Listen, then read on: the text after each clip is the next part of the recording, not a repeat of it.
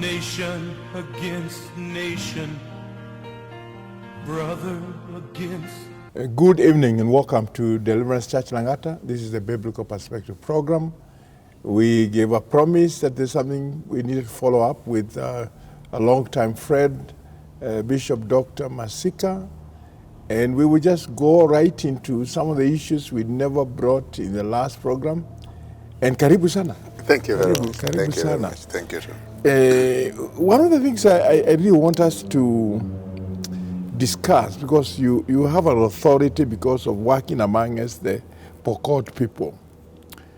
And there's been a historical conflict between the Pokot and the Takana. Mm-hmm. And what do you think the government should do, and what do you think the church should do to reduce this conflict? And especially, like I've heard you say before in a certain forum, that there's some communities that don't want even to hear about the government, don't want to see the government. Whenever they see the military, they want to fight them. What do you think can be a solution out of that? Thank you. I think, first of all, what's the problem? The problem we have in some of these pastoralist communities is marginalization. Marginalization, yes. The impact of marginalization. Yes. Most of these communities, they have been cut off from development. Mm-hmm. One, the policy of the colonial government, they were interested with the areas that were agriculturally productive, potential. Yes. And the others were areas that were now earmarked as wildlife or game reserve. Mm-hmm. Now, these were the areas, and most of the pastoralist communities, they didn't have a lot of interest. When we got independence, that did not change much. We continued having the northern frontier, we're also having those pastoralist communities, and some of them, if not for, with some of them with a little government intervention, and also some with no missionary intervention. But some communities were left out. Yes. Some communities in the far north, were left out, and some of them are some of the communities we are talking about, like the Pokot. Now, everybody has branded Pokot are notorious people. Yes. Are barbaric people. Yes. Are bloodthirsty people. Yes. Animal bandits, thieves. But it's so simplistic to come to that conclusion. Every tribe in this country was like them. The Kambas were like that. The Maasais were like that. Yes. The Kikuyus were like that. All the tribes in Africa were like that. Yes. What it is first of all, it's good to appreciate they have, in many of them, in many of the areas, there's been no roads, no schools, no hospitals. And so they have been cut off. There is no, free passage of goods. There's no organized production. So what they have are animals, and that's their way of life. Pastoralist kind of life, animal-based life, where the animal is almost like the god to be worshipped. And they believe that, most of the tribe believed that all animals belong to their tribe. Yeah. So anybody else having a tribe, a cow or a goat is a mistake. So it's I know. to go and pick it. That's what the Maasai, I grew up in Kijabi. Yes. And I know that the Maasai believed all the cows are theirs. Yes. I have known a situation where they came for our own cows. Yes. And they took them, and then people now run after them. And if they have a reason to think that they'll get in trouble, they now leave the cows and run away, so you recover your cows. But there are cases where those cows are not recovered. Yes. Now, education, the cultural education is that the boy grows, and when he's 12, 13 years, he goes for circumcision. After circumcision, he goes for training on their way of life. What is it? Is The use of a cattle gun. rustling. Cattle rustling. Cattle rustling. The gun came later. So they used to learn, use spears and, welfare, war spears and the like. But so with the situation in southern Sudan, with the situation in Uganda during Amin's time, with the situation in Somalia, now guns became available. And then they'll sell their camels to buy the guns. And so they train their young boys, on weaponry, how to use weapons. And then the training is that when you are circumcised, you must marry. And the dowry is so big. So you have to go and look for, livestock to come and buy, to pay dowry. And so that is the training. So unless you change the curriculum, you see, that, first of all, and you change the whole value chain, now the problem will remain. And so, with the availability of weapons, now they will go and kill, because the animals are not somewhere in a plane where you go and pick them. So you train on warfare. How do you get the goats? Because the other person might have also a gun or a spear. So you fight to get those goats. Now, that is the way of life. Now, how did we break that? Now, most of the other communities, they broke that by education. Now, first of all, the church. Church is a very important institution on attitude change, behavior change, and mindset change. So the church did, that, and education came to reinforce it. So the very barbaric tribes in Africa, which was the characteristic of most of us, then they became, amiable, friendly, and appreciating each other because of religion. And so the place of the church, where's the place of the government and where's the place of the church? The church should herald the government. The church should work with the government, and the government should work with the church. Because the government is not skilled in dealing with the software, the mind, and the heart. So the church should errand. And actually, it would have taken the British government centuries to penetrate Kenya. But they did that through the missionaries who penetrated the hearts of the people and brought a church, brought religion, change of heart, change of attitude, and then education for the change of mindset. And so that worked for other parts of Kenya. And I think that is the magic needed for those communities. But where you go and do things, for them, that's why when the government or non-government organization would go and do things for those Pokot or marginalized communities, now they do not understand, they do not appreciate, because it's not within their curriculum, it's not within their scheme, it's not within their value system, it's not within now their way of life. So you have to integrate whatever development you bring and to resonate with their thinking, with their value system, with their needs process. And so that's where I do believe the church working with the government, they will hasten change. And then, which the church alone will not do, we need schools to be built. We need teachers. The church may not employ all the teachers for all the schools, in all the villages. Now, we need government services, hospitals. But without the church, you build the hospital and they vandalize it because they do not understand. You see, they don't hone it. It is done for them. And so that's why we are saying one of the approach that we, in my organization, we have discovered is how, now, first of all, to help people to understand their problem, understand their solution, and involve them in their solution. Then they'll own the process and they'll own the conclusion. Now, there's something I think we need to factor in this program about what you're doing and the fact that you already have this number of villages where you're having work going on.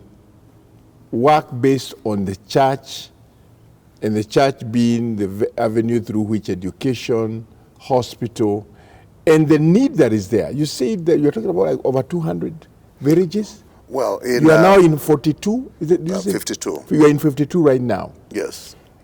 Now, there's an appeal you need to make, because let me tell you, there are so many people who do not know what goes on and they have already condemned the Pokots.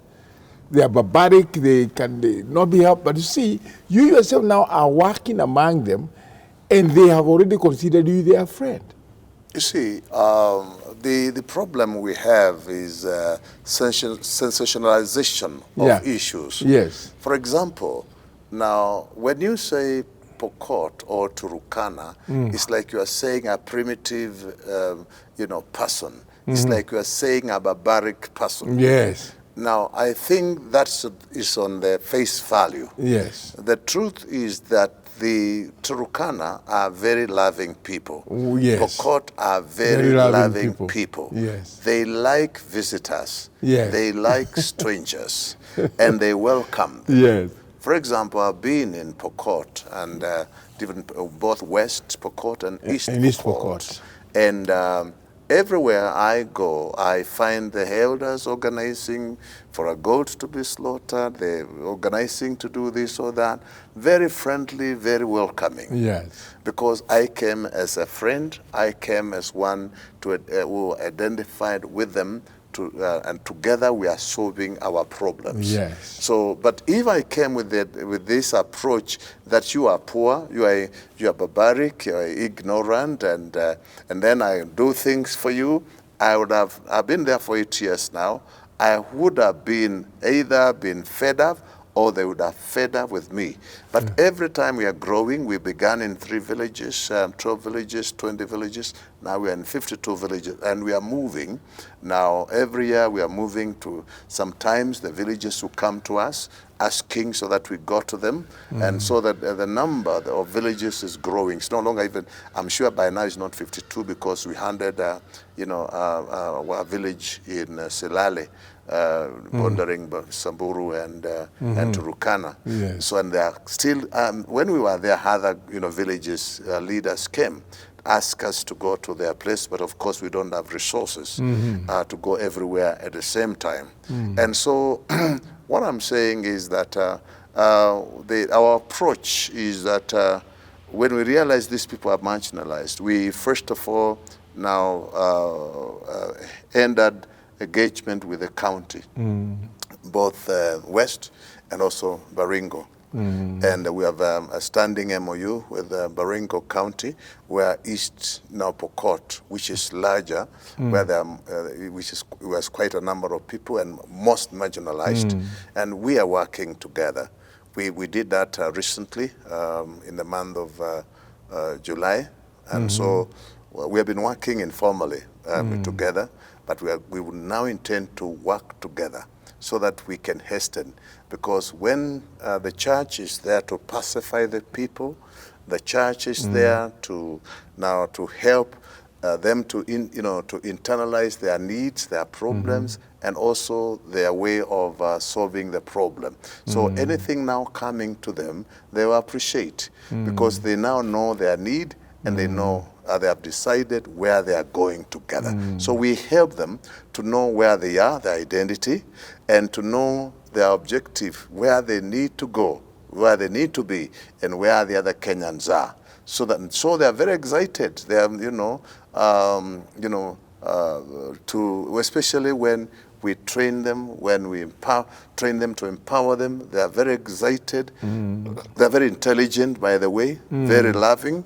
So the fact that there are not many missionaries in the marginalized areas of Turukana and Pokot, because of the bad kind of image people have drawn for them. These people will welcome you, and not only us, even others. So making an appeal, many churches in the city, many organizations in the city, we need to go to the interior, not town, to the interior of those communities in Turukana, those communities in West Pokot, in East Pokot, Baringo, and also areas of Samburu and areas of Marsabit, we need to go to the interior because the divisional level or sub-county level, there's some element of development. Yeah. But our policy,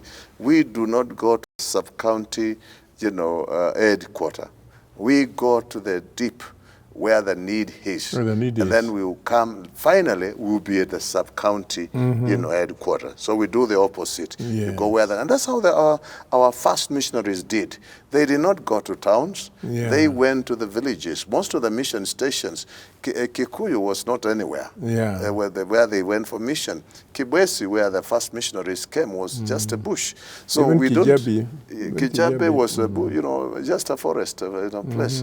So you go and to the deep, then you come back. Kijabe, from Kijabe, education and development and mission went all over, from there. So I think my appeal is that many churches in the city of Nairobi, and for those who might want, instead of reinventing the wheel, some of the areas where we have been welcomed, we can introduce you to the leadership, and then we explain to the people you have come to help them. Have you considered on how you can, because now, of course, the Lord has blessed your life. And I see you, I see as somebody who God has raised in his own way. Can you consider whether your mission organization can host a breakfast like in one of the hotels in Nairobi and target key church leaders, heads of churches, and you tell them your story and see whether you can appeal to them to also come and join, because you don't reinvent the wheel, but they can come and step where we have stepped, because you can introduce them even to the community, because I think this is a very, very important situation and a need. Thank you for your concern. Yeah. This week I came to the city, because many times either I'm in the village down in Yatta or village down in Pokot, or doing some work out of the country. So I only use Nairobi as my gateway to wherever. But I think this week I said I'll be in Nairobi. But one of the things I'm trying to explore, how best do I help some of my brothers who we have known one another for years. Most of the leaders of churches, we grew together, as young men, and we have grown until we are in our 70s, some of us. So at least we have reason to believe one another. And so I think that suggestion is not only welcome, but it's going to be worked on.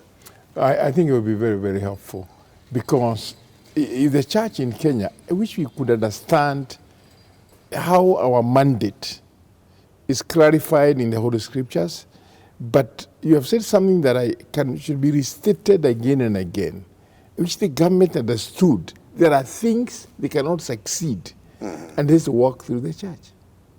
Because relationship issues, I've said collectively, issues of the heart and issues of the mind, the church, through the message of Christ, can be able to transform hearts, and that will also affect the minds, and people will stop thinking about being barbaric and being violent and being, But if you think that you can control certain things by use of the gun, too bad. One of the things is that, you see, we make conclusions by the external factors. But you see, it's very important to find out what is the cause. What is the cause of the problem? So when we say it, of course, sometimes I say it's okay, because to stop a war, you need a gun because they're having a gun. But I think that's not a sustainable solution. The sustainable solution is, what is the baseline? What is the basic thing? Why are these people behaving the way they are behaving? One, it is because they never, one of the members of parliament from West Pokot now visited me in my sender, and he was my student in Nairobi school. And he said this: if I was not helped, and I also helped him to pay school fees in secondary, I looked for sponsorship. He said, if he were not educated, he would be a cattle rustler. Wow. Yes, because that's what he had started doing as a young boy. But somehow he have to go to school. Then he did well. He passed, and then he got entered to Nairobi school. Yeah. He didn't have school fees. He came in Shuka, and I looked for school fees. Then he went, and then he was a member of parliament. And so I like that statement. If any of those Pokot that are learning or Yes, Turukana yes. or Egeo Marakwet, if they never went to school, they never went to church, they never went to school, they will be still as barbaric as their brothers. And so, and doing the same. So let's not chest them. Let's humble ourselves and see these are people who are where they are because of a prolonged, drought of marginalization. And I think it was quite unfortunate because now you'll find one community was developed next, and then the other one was left. But now the community that was left out, either for reasons known or reasons unknown, or reasons acceptable or unacceptable, that community has made the life of those that were very miserable. Very miserable. Yeah. And so there's no need of developing one community and leave another, because that would be the thorn in the flesh. Now that you have said that, you see, like, as we began the year and several months after that, and we started these issues of maandamano, it was so counterproductive. And I thank God, because in this church we have prayed and we have verbalized the need of people understanding each other. And I'm so glad that for the last month, the whole of August, there was no maandamano, and we are glad there's a bipartisan conversation going on, which we pray that will be sustained. But somebody told me just before I left, because I was traveling, that even areas that were safe had started becoming insecure. Why? Because whenever people cannot go and do what they usually do to get the 500 or 600 shillings, because roads are blocked, transportation is not there, there's maandamano, those people by the end of the day have to eat. So what do? They will go off where they believe there is food. They will wait, they will kind of wait for people to grab things that they have. So what I'm saying is this: what we need most for a developing country is to nurture peace, to seek peace with one another, to pray that people who are members of parliament understand they are there and they have the mandate of Kenyans, not because again, they all went there because they won. But when you win a constituency, you don't go to represent the people who voted for you. You represent everybody. So what we need to appeal for Kenyans is to understand we have a role to keep the peace, because it's only in an environment of peace that development can take place. I agree with you. First of all, I believe in democracy. Yeah. I believe in development. Yeah. I believe in transformation. Yes. And I do believe that for us as a country to thrive, we need democracy, where we do not have a president who becomes a dictator and begins to siphon things for his family and his tribe. Yes. We need government, governments in Africa, in Kenya, where the leader is accountable to his people. But on the other hand, I believe when you are choosing options, there are better options than others. Yes. And I remember I heard somebody say he was told by his mother. Also, my mother told me something. I used to quarrel with my elder brother, who I would groom him. And my mother would come and ask me, Tito, what would you gain if you won this battle against your brother? What would you gain? And that later on became my philosophy. Yes. When I'm engaging in anything, I ask, what will I gain if I win the war? Yeah. what will be the benefit? Yes. The overall benefit. Is the overall benefit, good for me?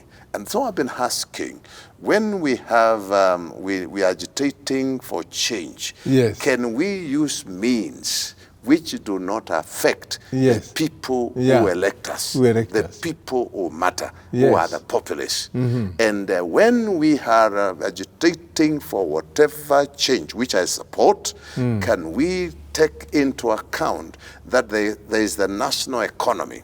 If the economy of a country drops, even everybody is affected. Everybody suffers. So there's little wisdom. And I think we need, the problem is politicians will not go for a seminar They will not. because they think they know. That's a problem, because they only need to go for a seminar to know. As a politician, you need to know that whatever you do, it should be for the better good, for best good of more people than a few people.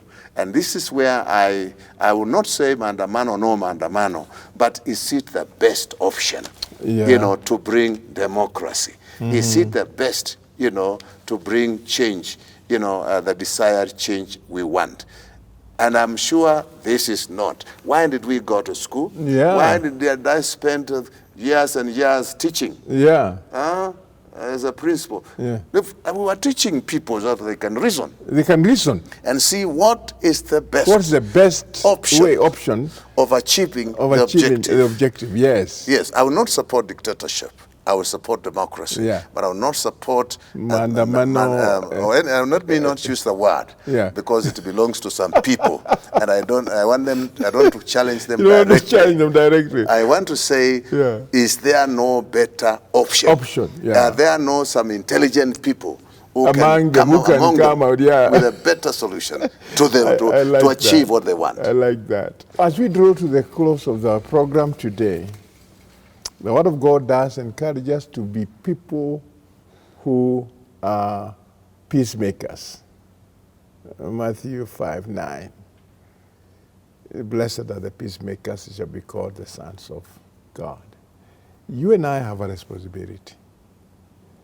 We are not, we all Kenyans, regardless of what tribe you are, we are one. We share this country together.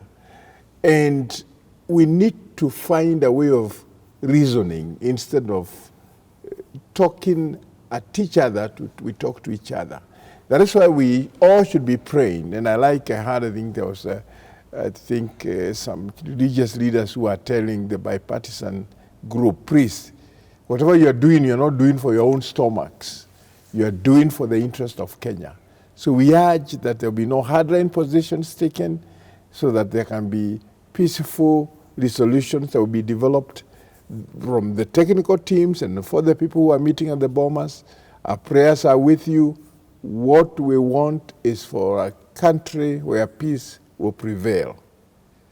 And the Bible says, blessed are the peacemakers, not those people who destroy peace. Lord, we thank you for the things we have shared together